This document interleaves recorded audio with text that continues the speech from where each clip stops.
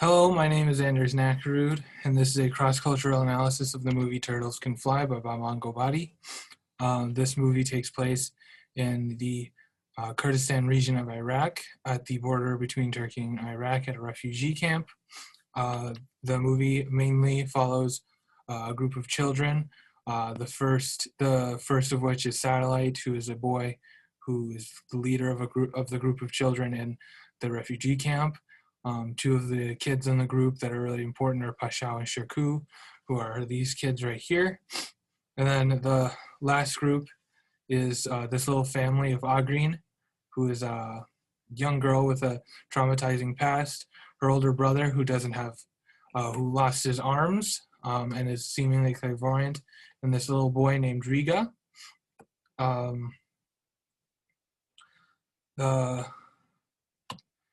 in order to get money for the group of children, Satellite has the children um, working to clear minefields because they can sell the mines to an arms dealer. And also, this job is seen as very dangerous just because a lot of the kids are seen with missing limbs, which is presumably because of this job that they have. There's a second story that happens halfway through the movie, which reveals that although it seems the little family of kids, Hengav, Agreen, and Riga, are all siblings, the flashback shows that Hengav lost his arms trying to protect his sister Agreen from Iraqi soldiers who ended up raping her, and the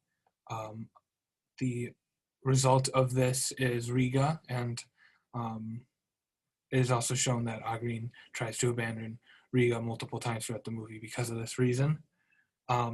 Near the end of the movie, Hengav has a vision of his family dying, but not due to war. It is actually that Agreen ties Riga to a rock and then throws the rock into a lake, causing Riga to drown, and Agreen commits suicide by jumping off a cliff. Satellite and Hengav try to save Riga, but they cannot because of their injuries that they both sustained either in the past or during the movie. And the movie ends with the U.S. troops going to occupy the refugee camp, and then Satellite turns his back to his saviors. Here's the scene of him turning his back away. Something that I feel is very different from a lot of American movies is that this movie shows the repercussions of the United States' actions. And in a lot of American movies, the U.S. is seen as heroes who do no harm. They do everything in their power to do what is right.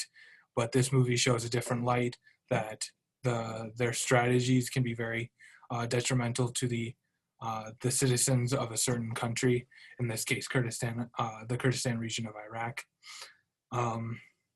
Something very unique about this movie is that all of the actors are children from refugee camps in the area, in the area of Iraqi Kurdistan, which is very interesting because I think this shows an individualistic, collectivistic, like perspective, more of a collectivistic perspective, and that in a lot of American movies, this wouldn't happen. They would go through a rigorous process of to be in a movie, children and adults alike, but the director, Baman Gobadi, wanted it to be as genuine to the events, so he wanted to actually have refugee children in this movie, and they all did a very good job, just because they actually had experienced all of these things the year prior, because the movie was filmed in 2004 and the events of the movie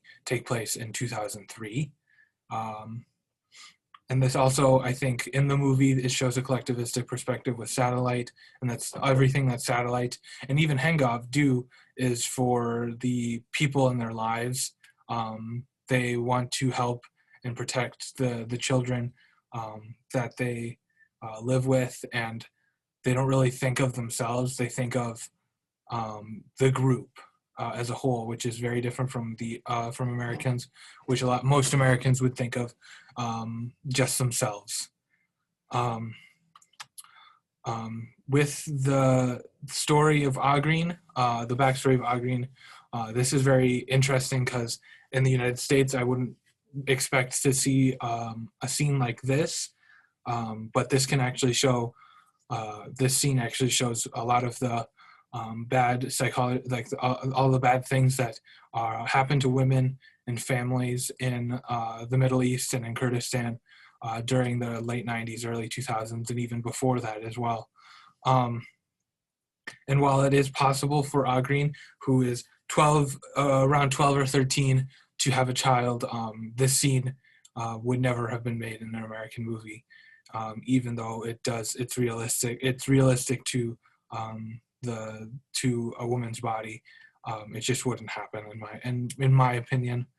From what I can tell, Agreen, as you can see on the screen, is suffering from PTSD or post-traumatic stress disorder, because there are multiple times that she sees Riga watching her, which is impossible just because Riga is usually tied to something, or and he's actually just blind. He's a blind infant, and also she sees Riga as like something from her traumatic past and a blemish in her past, and that she doesn't want to, and this all culminates towards her killing Riga and then also committing suicide herself.